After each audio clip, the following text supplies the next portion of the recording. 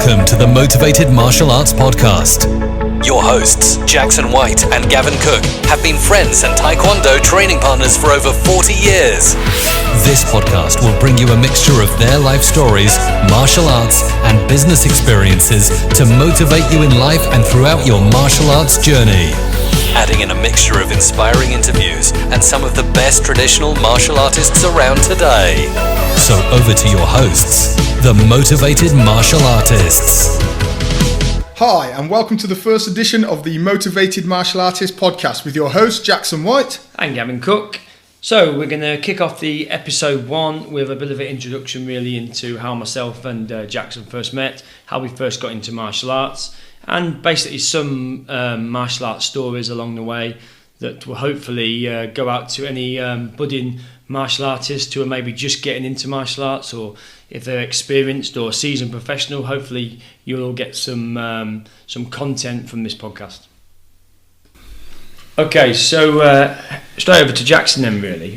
Figure we're going to give a little bit of an introduction to, like I say, how we both met and how we both started Taekwondo at similar sort of times. I know I was 8 when I started. How old were you, Jackie? So I was 4, so quite an interesting story because I actually don't remember starting any sort of martial art. My earliest memory was being in my living room and my dad actually inscribing with a thick black marker pen left and right on my feet. Yeah. Okay. Yeah, I still have trouble today with left and right. But so starting in the living room, and then I remember next real memory is going to Grandmaster Oliver's class in Leamington. Warwick. Warwick, yeah. Yeah, in a freezing cold hall on a Sunday morning, and basically just being marched up and down for an hour of good old fashioned line work. And then we went to I met you at the boys' club, didn't I, in Daventry? Yeah, so, another cold floor. Yeah, because your dad opened a club there, didn't he? Your dad opened a club up in Daventry. What was that, in about 1980? 1983 I joined. Okay, yeah, so I think the club had been going about 3 years in the Daventry Boys Club by then. And again, that was another spit and sawdust place, cold floors. Yeah. I remember some mornings we had to sweep off the fag butts from the night before. Yeah, blood on the door handle when you came in. Yeah, totally rough place. But yeah, so pick the martial arts, Taekwondo really. Only got into it because my dad got into it. For those of you that know me out there, you'll know my dad is Jackson White Senior. And God, he's been around doing martial arts since he was about 20 years old, I think. And I think hopefully we'll get a podcast out with him on it, so you get a bit of experience from him. But that was it. I didn't really have a choice. Didn't play football. Didn't do rugby as a kid. It was just Taekwondo all the way because that was just what me and my dad did. Yeah. And I got dragged by my mum because I was about 8 years old, and she just said to me and my brother one day, there's a Taekwondo club opened up in Daventry. She fancied going along, and she dragged us both along. I loved it from the moment I walked in there, and my brother hated it, and he stopped, didn't he? Yeah, I've got to say, I'm on your brother's side. I hated it. Yeah. Didn't enjoy it at all. It was just a good excuse to get out of the house and have a mess around. And I think when we interview my dad, he'll tell you, the hours and hours he sat me down in almost solitary confinement. From just messing around in the class, he was pulling his hair out. Well, I remember coming home from my first lesson, coming back from the boys' club, and I walked down the hill and I met a friend of mine, and I showed him how to do a low section block, because that's all we had done for an hour. That's how it was. There was no games, there was no jumping on crash mats. So it was straight in there, low section block for an hour, and maybe a reverse punch and a tension stance or whatever, And that's how it was back in the day, wasn't it? Well, yeah, I think the teaching methodologies back then were slightly different. In fact, they were pretty brutal and quite extreme. But it worked at the time. It didn't do us any harm, did it? No, but there was generally not many kids in the class, was there? I know when I was there, there was me, there was you, there was Stuart. That's one of our other friends who trained with us. And there's maybe 3 or 4 kids, and the rest were just adults. And it was always the same, running around the hall, press ups on your knuckles. Midsection block, clashing wrists in 3-step sparring, brutal stretching at the end and at the beginning. Yeah, no fun. No fun. No. Unless you like being hurt. Yeah. And being brutal. Yeah. There's plenty of fun in that if you were that sadistic and sadist. Yeah. But yeah, not something I really enjoyed. And to be honest, I didn't really enjoy Taekwondo or any martial arts because I've done a bit of karate, done a bit of kickboxing. All that the persuasion of my father And I didn't really enjoy it till I actually got my black belt, strangely enough. No. And I just drifted through all the bouts, I think putting minimum effort in, trying to gain out maximum fun. And it wasn't until I actually got my black belt, I thought to myself, God, I've been doing this now, 6 years, 7 years, and I'm not really that good. Yeah. And it dawned on me that actually to be good, you've got to put some effort in. Yeah. And I always call that, particularly with my kids now, I call that the awakening. Some kids get it early, some kids get it late. To be frank, some people never get it. Yeah. Particularly these days. But I call that the awakening, where you actually you become self-aware and you find that single motivation factor. Because a lot of kids, when they go to the classes these days, it's the parents that are pushing them in. And fair play to the parents. I personally think they're doing the right thing by keeping the kids going, keeping them active, all the good things that martial arts brings, the discipline, the self-discipline. But some of them, they're just there and they're like hollow ghosts. Yeah. But actually, once they get that awakening, you can almost see the change. I've had it with my own daughters. I was pretty much the same as my dad. I made my children go until they were 16 years old. And I said to them at an early age, you go to school, you're going to go to Taekwondo. You haven't got a choice in it. You're just going to do it. Yeah. And it wasn't until they got to about 11, 12 actually they started waking up. And now actually I think they're fairly decent and they actually do enjoy it. But you don't really enjoy it as a kid, do you? Until you start getting good. You know what I mean? You see the kids that obviously myself and Jackson both have clubs. We have both obviously run quite successful clubs in TAGB Taekwondo. So Jackie, you mentioned about when you got your black belt and that you didn't really enjoy Taekwondo until you got your black belt. How old were you when you got your black belt? So I started when I was about 3.5. So in about 1976, 77, and I actually got my black belt at the age of 10. So that was back in 1983. Yeah, that was just before the TAGB was formed. Yeah, it was UKTA, wasn't it? UKTA at the time, yes. Yeah. So I took my grading with Master Ree, and again, to be quite frank, it's still quite a vivid memory. Yeah, it is for me. Yeah, I don't really remember too much. I do remember absolutely being scared to death. This big Korean sitting at the desk, on the stage, always playing with his watch. I always remember him clicking his watch. Was it in Bristol? I think it was in Bristol. Actually, I really don't remember. I think it was Bristol or Derby. Yeah. I do remember having to break boards. Yeah. Yeah. So I kicked the board. I think I did a front leg side kick, broke one pine board. That was easy enough. I really struggled to punch the board and break it. I actually thought I was going to fail the grading because I didn't break it. I think I broke my knuckle at the time. Yeah, that was, You wouldn't see that now from a 10-year-old breaking balls, but at the time, again, it was the norm. So, I did what was required. Yeah. And fortuitously enough, I passed the grading. What about yourself? What about your gradings? Yeah, so I did my black belt when I was 15. I didn't do it with Ree. Yeah. Mine was with Grandmaster Heo Chow. And similar, I remember it was at the academy in Bristol, and I can still got the memories of it today. I got the train down, my mum took me down, got the train down, she waited outside and I went in, we did the grading, and we had to break boards, we had to smash the boards. I think I did a back leg side kick, but we know where the... I'm not surprised, your back leg side kick was legendary back in the day. But remember we used to do... But do you remember they used to have the break? Where they had the breaking board in Bristol now, they have it downstairs, don't they? Yeah. And then I remember the breaking board used to be set up in front of the table in the main hall. That's right. Yeah, of course. Yeah. So your questions and your breaking technique was all done in front of the examiner at the time. Yeah. There was no separation of the rooms. So you think nowadays everything is segregated, which actually I think is a better thing. It puts the students at ease. But back then, you come straight off your floor work, sparring gear. Well, certainly when I took my grade, we didn't have sparring gear. No, we had little mitts. Little bumper mitts and shin pads, and only rich people had them. So there was something that I had personally. Yeah, remember, there were little red. I had little red ones, little blue ones, and their little mitts just about covered your knuckles, didn't they? There was no gum shield, no head guard. No. No foot pads. No foot pads. No. You just had those shin pads that used to go onto your instep, didn't they? Yeah. Yeah. So but just going back there, I think the gradings were much more intense. You always felt under the spotlight. But I think today, actually, it's more geared around the student to bring the best out of the student to let them perform better. Well, yeah, there's a full syllabus then now. There's a full syllabus now, isn't there? There wasn't really a syllabus as such. It was just. Well, there was a syllabus, just nobody knew it. It wasn't well publicised, and it all sat in the Grandmaster's head. Yeah, which was quite amusing. Well, I remember your dad, obviously Master White, saying that when you do your black belt, if you go up to Grandmaster He or Chow, if he starts asking you lots of questions, you had a bad grading. If he asks you one or two, then you're pretty much there. So I remember that. I remember getting asked what was the interpretation of Chunji, and that was it. And he moved on. Perfect. That's exactly the sort of black belt grading you want. Exactly. You don't get those anymore. So you mentioned then. So you got your black belt. I know my motivation was the fact that I was pretty much made to do it all the way up to black belt. Yeah. What motivated you? One of the biggest memories I've got was when I got my blue belt and I entered my first British Championships. Okay. And I remember it was point stop.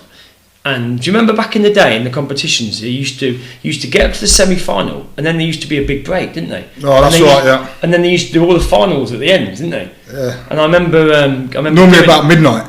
Yeah. When everyone's full of energy. Yeah. But I remember went to the competition. I was a blue belt. I remember it was point stop sparring, and I remember getting through to semi-finals, winning the semi-finals, getting through to the final, and then it was like, right, the final will be held a bit later on. And when we did the final, there was only ever one square open, and everyone used to watch. And I remember feeling and that buzz when everyone was cheering you to do it, and all you got your club mates cheering. I remember winning. And I just think that was it then. I think that was a catalyst for me to really enjoy Taekwondo, enjoy sparring. Okay. I mean, sparring's always been my thing. The same as you, Jackie. We've always been sparrers. We've always, certainly your dad's club, it was all about sparring. It's interesting because actually I didn't start enjoying it until you really came along and started getting good at sparring. Yeah. And then with our other friend Stuart, and all three of us just became uber competitive. Yeah, we did. And that's actually what woke me up. That and the fact that you used to axe kick me in the face all the time. When you were flexible then. On a Sunday morning. Yeah. So I didn't really start getting into it until then. And actually once I started training harder and pushing myself harder, then I became better. I was never brilliant as a kid. In fact, probably ain't brilliant now, to be fair, but I've reached some fairly decent standards. But that was what really drove me on, and that group mentality. When we used to put the sparring gear on for the first 20 minutes or the last half an hour of the class, my one single aim was to beat you. Yeah. Nothing else was in my mind. And your dad, though. And your dad. He used to spar hard at us, didn't he? There was myself, there was me, there was you, there was Stuart, and there was about 5 of us, and we used to have these Sunday morning sparring sessions. And your dad used to turn up. And he's like, get your sparring stuff on. We used to get our sparring stuff on. And he used to batter us, didn't he? Luckily for us, he was only a welterweight. Can you imagine if he was a light heavyweight? We'd probably be dead by now. But he used to batter us. He used to drop the axe kick on us. Ridge hand, punched me in the throat several times. Yeah. He's just a dirty fighter. But we used to love it, didn't we? And then Sunday mornings used to be like the highlight of the week. We used to get there and we used to like... there's something not right about that. Waiting for a Sunday morning to get beaten up by your instructor. Yeah, or your dad. But no, I think, and that, we were lucky enough to have him in the club. Yeah. He was still in his heyday. Yeah. So he was sharp, he was fit, always wanted to train more. Yeah. When I always remember the days when he used to take garlic tablets. Yeah. And he'd put his sweatsuit on and then we'd be sparring, he'd get you in an embrace and you'd pushing as hard as you can to get away from him and stink of garlic and sweat. Absolutely horrific. Yeah. But they were really good times, and it was the sparring piece that really got me motivated and into the just really kept me motivated and really pushed me forward in my martial arts. But I think it was definitely the sparring thing that I could say for both of us. I mean, we used to remember back in the day we used to sit down, didn't we? And we used to go and buy Combat magazine. Remember Combat? I love Combat magazine. I've still got it in my attic. Yeah, somewhere. Yeah, loads of editions. There was Combat and there was Martial Art Illustrated. It wasn't. I don't even know if Martial Art Illustrated was out. It was definitely Combat first. And then the back of the magazine used to be a list of all the competitions that used to be on. And this is when we were 15, 16, before we could drive. And we used to go, Coventry, there's a competition on. And we used to literally get our kit on and go and jump on the bus, didn't we? Just go and jump on the bus and then just turn up at some dodgy little... sports hall in some small school. Yeah. Pull a draw and just compete. I always remember, especially as we got to about 15, I thought, as 15-year-olds, we were quite mature, quite strong. So we used to win the kids division quite easy. Yeah. And then we used to go and fight in the men's lightweight division, which used to be great fun. Yeah. Sometimes it was okay, sometimes we got to hide in. I think we won it a couple of times between us. Yeah. And in some of these smaller competitions, certainly not in any of the national competitions. But having said that, another good thing that we used to go squad training with the TAGB, newly formed TAGB national squad. Yeah, and that used to be in Hinckley. The sports centre in Hinckley with the green AstroTurf that used to cut your feet up. Oh yeah, that was bad. Quite tough. But then when you look at some of the people we were sparring with at the time, so you've got Alvis Parsley.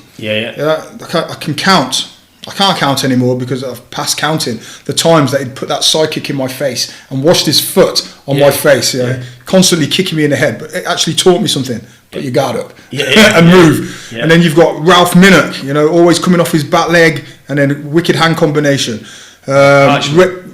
Parchman, Ray Gale, some of the great lightweights. Dave Shepherd when he was younger. Tariq. The list is endless. Dropping the axe kick on us. Yeah. Again, those guys had no mercy on anybody, a young upstart. Yeah. They'd be spar as hard as with you as they would anyone in the ring. So that's how you developed. That's how I developed my skills. Yeah. In order to be a better fighter. But it was like being in a competition every week, week in, week out, wasn't it? Without a doubt. Just getting battered around, knocked around, and I used to love it. I used to look, you love going to squad training, coming back, feeling absolutely hanging out. You know what I mean? Sit down. That was our Saturday mornings, wasn't it? Yeah, definitely. And then we used to do a competition on Sunday. If only I could do that now. It's interesting, Gavin, that the competition side was the piece that really motivates you, because the competitions now, to me, seems that's an area of martial arts where a lot of people seem to shy away from. Oh, for sure. Yeah, interesting. So you've got your black belt, you enjoyed your competitions. What have you been doing from getting that first dan all the way up to now? How old are you now? 44. 44 years young. Yeah, exactly. So what have you been up to in between time? Because I know you haven't always been doing martial arts, have you? No. So I suppose, like I say, I started when I was 8. Got my black belt when I was 15. I continued training because you went in the army when you was 16. 16, yes. So obviously you left, and I continued training until I was about 22. I found myself had a couple of hernia operations, which set me back quite bad. And I suppose I reached a point where I was a bit like, I want to do something else really. I've been training a long time, and I wasn't enjoying these competitions as much as I used to. Maybe sort of just felt like I needed to do something else really. Why do you think that was? I don't know really. I suppose when you do something, it was nothing to do with the Paul Dombier, was it? No, that was when I was 16. 16, oh right, okay. I always remember my dad telling me a story about you fighting Paul Dombier in the 1990 World Championships. Granby Halls Championships, yeah. Interesting story for another time. Another day. Yeah, so I don't know. Good question, really. I suppose the thing is when you're training over your teenage years, you're missing out on a lot of stuff. I suppose that your friends and stuff like that tend to do. Like parties. Going out with your friends, going down the pub, or girlfriends. Yeah, you always were a late bloomer with the ladies, weren't you? Yeah, I'll be quiet. Hey, I had afro hair. What do you expect? Yeah, true, very true. But I was training a lot over my teenage years, and maybe you miss out on a lot when you continue training. I got to sort of 2021. Decided to do a little bit different. Went to Australia. Had a year over there in Australia. Did you do any training while you was in? Yeah, Oz? I did. Yeah, I didn't do any taekwondo, but there was a kickboxing club that I used to train at in Sydney. I can't remember. I forget the area. I forget the name of the instructor. But I did a little bit there. I did a little bit of boxing while I was over there, and that was it really. And I came back, and it was probably 7 or 8 years later when I got a phone call from you, didn't I? Yeah, God, yeah. So I'd started. So when did you get on the army? So I joined the army when I was 16. So God, spent 18 years in the army. Quite an interesting career. Spent a lot of time, most of my career with the Special Forces. Pretty much involved in every conflict since 1992. So across Bosnia, Afghanistan, War on Terror, all those good things. Really really interesting, some quite diverse things. Specialising really in the communication and IT side of operations. So that was good because that was a developing technology all those years ago. And then when I got back out, I wanted my girls to get back into martial arts. So what year did you come out of the army? Came out in 2007. Now, I didn't really do any martial arts in the army because at the time, martial arts wasn't a recognised sport within the armed forces. So I did a bit of boxing. I mainly played rugby, to be quite honest, and really enjoyed that. Yeah, could sprint, which was good, and enjoyed the contact. So not too dissimilar to a martial art. But I remember very physical. I remember when you came out because we sort of lost contact a little bit when you was in the army, didn't we? Yeah, definitely. Obviously, I know the speech, and then you called me up and was like, "Oh, Gavin, I've just rejoined Taekwondo." That's right, yeah. And I remember saying, "Jackie, I'm not doing Taekwondo again. I've done that. You know what I mean? I did that when I was younger. I'd had my own business at the time. Myself and my wife had opened a snowboard shop in York after coming back from Australia, and I was doing that. And so you did a snowboard shop in the centre of York? Of course, yeah. Did you do surfing equipment there as well? Yeah, we did, yeah. Yeah, that vast sea of surfers in York. I know where this is going. So how successful was the shop? We did all right. We did all right for about 6 or 7 years, and then obviously the internet and stuff came in. And the lack of sea. The lack of sea. But it was around about that time, wasn't it, when you called me up and you was like, Gav, I started Taekwondo again. You got to get back into it. And I thought, no. But then, I come off the phone. I thought, you know what? Maybe I should potter along to the local Taekwondo club. It's been a while, and get my kit out the loft and get my dodgy old school sparring equipment out. And went along, and there was a chap called Andy Parr, who was teaching in York. So I went along and trained with him, and straight away I was like, once I got my dough book and went through my patterns a few times, it was like, oh yeah, this is great. Straight back into it. Straight it's back the way to do into it. I remember taking my girls down over to my dad's class. I just left the forces, so I knew I was going to be pretty stable base. So I wanted the girls to get into it and try and reap some of the rewards that I had for some general life skills. And I remember sitting there in the back of the class for the first 3 lessons, just typing away on my laptop, and I thought, you know what, I need to join in and get involved with the kids, and also do a little bit of fitness for myself.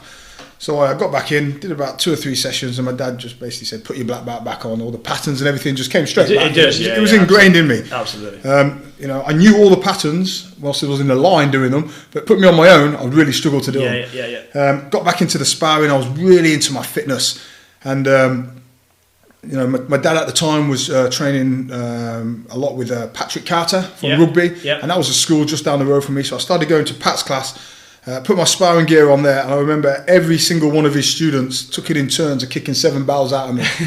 Heavy, flat-footed rugby player.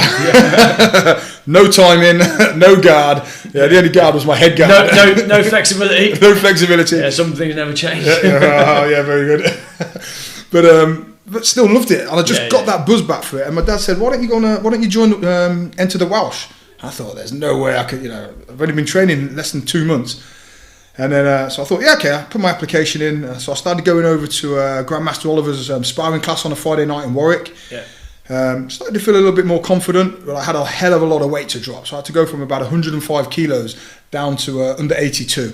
So old school methods, got the sauna suit on, zipped up the mouth, stopped eating, and just ran every day. And I managed to get down for the weigh-in, got in, lost my first round. Typical. I was winning the fight, started getting too cocky, and the guy caught me with a couple of head kicks. So lesson learned there. Guard again. Backhand up. And then from there, entered the Worlds, but I carried on sparring, started doing up in the sparring with Pat Carter and his team, started doing more one-on-ones with my dad. Fitness was never an issue with me from my military days. It was just about getting timing, technique, getting more sleight of foot, getting more flexible. And that's, I had to work really hard on that. Entered the World Championships in that July, and God only knows how, came third. Excellent. Bumped back into Grandmaster Walton. He invited me to go to squad training. I think the rest is pretty much history. A year later, got into the squad, the GB squad. How long was you in the team for? How many years? 10 years. 10 years. Wow. Yeah, so came back, got into the squad, got into the England team. Obviously, we had some greats at the time: Warren Weiss, Jay McGinn, Andrew Deere, Tyrrell. Gordon Fern, some real quality fighters. Alan Jackson. So squad training was hard. And going from being able to hold my own in the club, and actually start dominating people in the club, moving up to that next level again. For the first 3 months ago in squad training, constant punchback.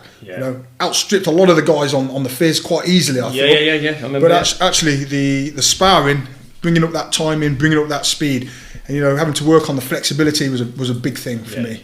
But got into the team, fought at light heavyweight in the team, then dropped down again to middleweight, under 76 kilos. Fought in the squad. It was always a toss up between myself and Jay McGinn, whoever was fittest, available, who was on form, who wasn't. To be fair to Master Watton, always gave us both a really good shout. Fighting for places, which was great. And then the rest is history really in terms of the sparring. And then got quite badly injured, probably 9 years into it. Didn't think I was going to fight again. I was going to retire then. I was thinking about retiring, getting a bit older, a bit long in the tooth at 42. And then decided to give the World Championships in 2016 one last go at light heavyweight, something that I never normally fight at. Normally at middleweight is where I'm fighting. And then at light heavyweight, won both the point stop in the TI World Championships and the continuous. So on that note, I decided it was definitely time to hang the gloves up. I mean, obviously we've been friends a long time, Jackie, and I always say to my students, I'm talking about you and your dad. I find, in terms of obviously with this being the Motivated Martial Artist podcast, I certainly, there's not many people that I know that are as disciplined and motivated as you when you've got your heart set on something. You know what I mean? Obviously, I saw you come back out of the army. You was like, Gav, I'm going to get in the team. And then you got in the team, and then you didn't just stay in the team. You smashed it in the team, and you did brilliantly in the team. And then you came back out, and then you went back in, and you got your obviously double world championship last time around. Yeah, that was probably one of my greatest achievements in martial arts. But actually also doing some other stuff. I did a lot of full contact karate. Had a couple of bouts boxing there. Got into the boxing. I think I did 7 amateur boxing bouts, which was really good. And that was all about just trying to get my hand speed up. And of course the fitness and a bit of diversity. But always get drawn back to the martial arts. That's where my heart is. That's where my heritage is. And so then on the back of that, also concurrently started running clubs. And that was something it's always been in the back of my mind to do. Challenge obviously finding a good area somewhere. So I run my clubs in Bedworth and Bulkington. Recently taken over Southam as well. But a lot of people said you'll never get a good class in Bedworth. People have tried it. I think now I've got over 120 students in that area. That's brilliant. And it works well. But Taekwondo, martial arts has changed. You've got your MMA, which is your full contact, multi-martial arts discipline. My area, I think, or the area I like to focus on is the Taekwondo. Well, it's finding your niche in the market. It is, isn't it? I know the same. I remember when we started our clubs up at similar sort of time, didn't we? I remember we sort of talked about who are the students that we were aiming for, and it was always children and families initially, wasn't it? You know what I mean? They were the ones that we were aiming for. Well, again, martial arts and I certainly saw this from when. Having left back in 1990 and had very little to do with anything martial art wise, to being heavily involved in athletics, in rugby, certainly in the army, and how that's organised, how that's legislated, and that's then driven from the top international systems all the way down to grassroots level, well regulated, and it has to be, and it really surprised me how well. Certainly the TAGB Taekwondo had become systemised and well regulated, and that really I thought okay, I'm in the right place to practice my martial art because that's where I feel I will get the most benefit. I still dabble in other little bits and bobs. If I'm really honest, it's not all as well regulated. There's still a lot of politics in martial arts in general. Even in Taekwondo. But I think what you get with the TAGB, it's well regulated, well run. It's run for the instructors. It's run for the students. Absolutely. And it's run all about promoting Taekwondo. But it's allowed us to grow our schools. Well, most definitely. It's allowed me to step back and become a full-time instructor. Which, something I haven't had the guts to do yet. But if you asked me sort of 12 years ago when you first made that phone call, I said, Gav, get back into Taekwondo. And I was a bit like, no, and I got back into it, loved it, and again, my motivation for teaching was obviously my eldest son, Harry, who's now 14.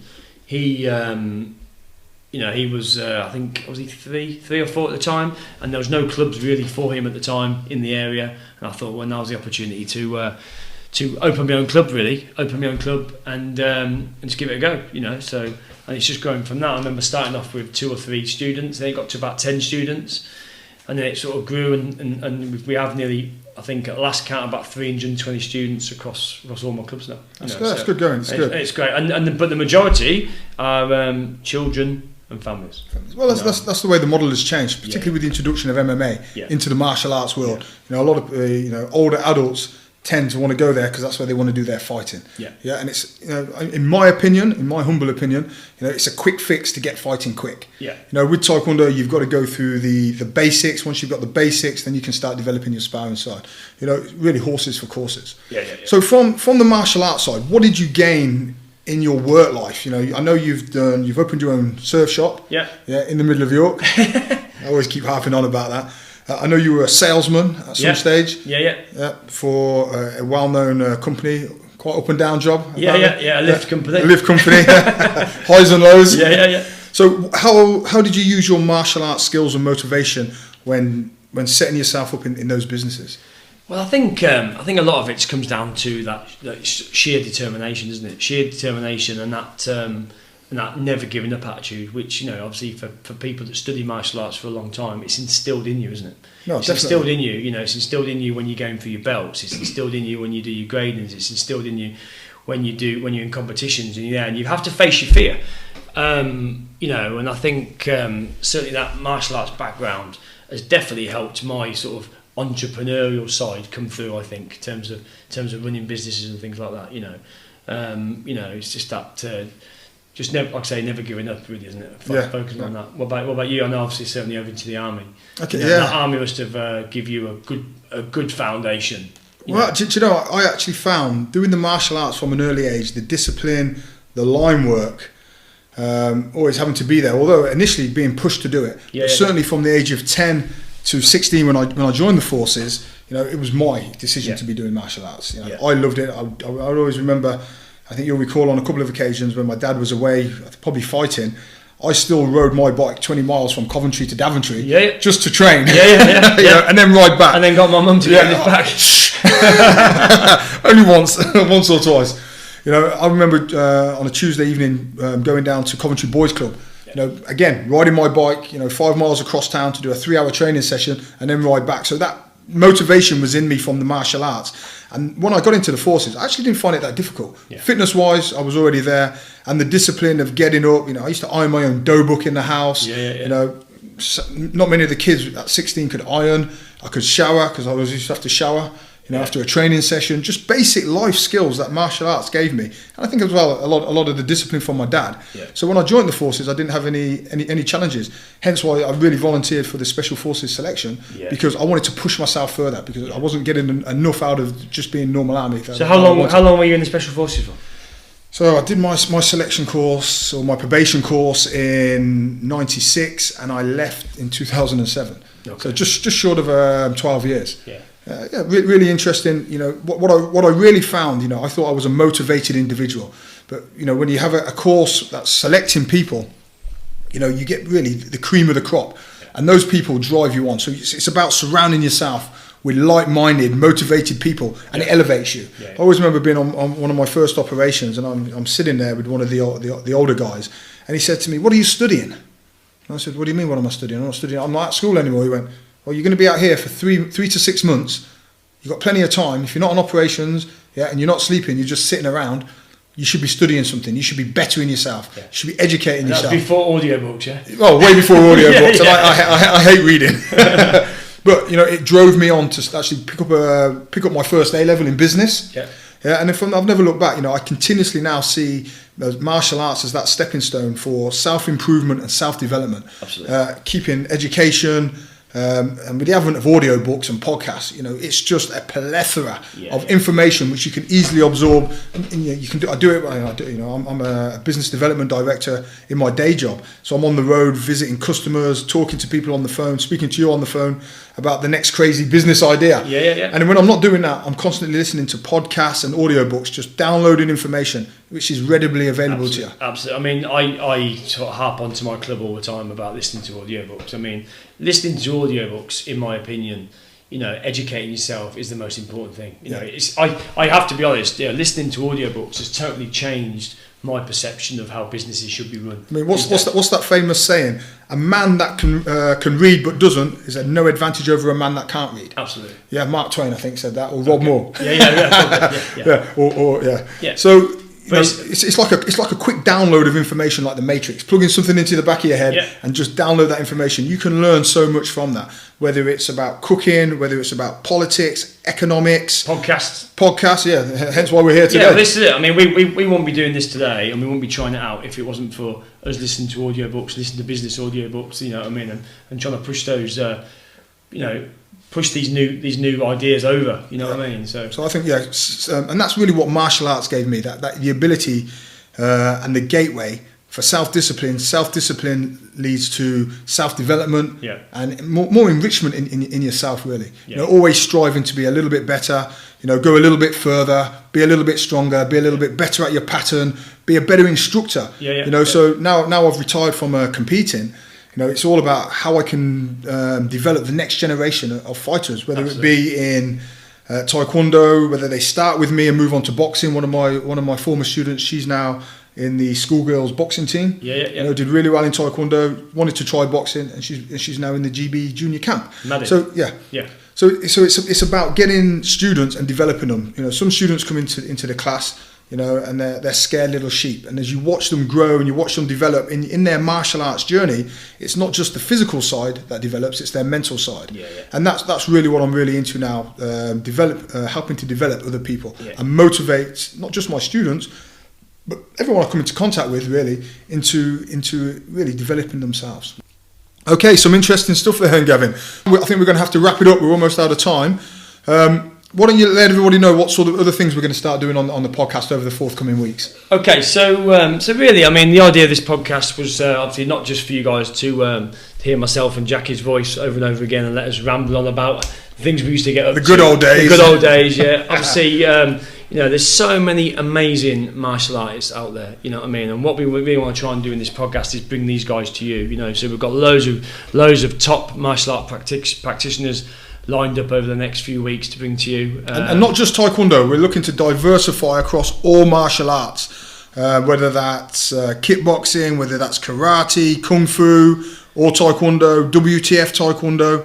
You know, we're going to try and give you a broad spectrum of personalities and really just get their opinions on motivation, what motivates them, and what sort of tips they can give to motivate you. Because that's what we are. We want to motivate you as the motivated martial artists. Whether you're just getting into martial arts, or whether you've been in martial arts for a long time, or whether you're wondering, is martial arts for me? How's it going to benefit me? You know, we want to try and bring all these different people into this podcast to give you some decent content over the next few weeks. So even if you're running your own club, we're hopefully going to bring you some insights into what we've done to make ourselves successful and share some of that insight with you. You know, some of it you may just say, "What a load of rubbish." Other stuff you may take one or two good points away, and that could be the key to your success. It doesn't matter your experience or lack of experience.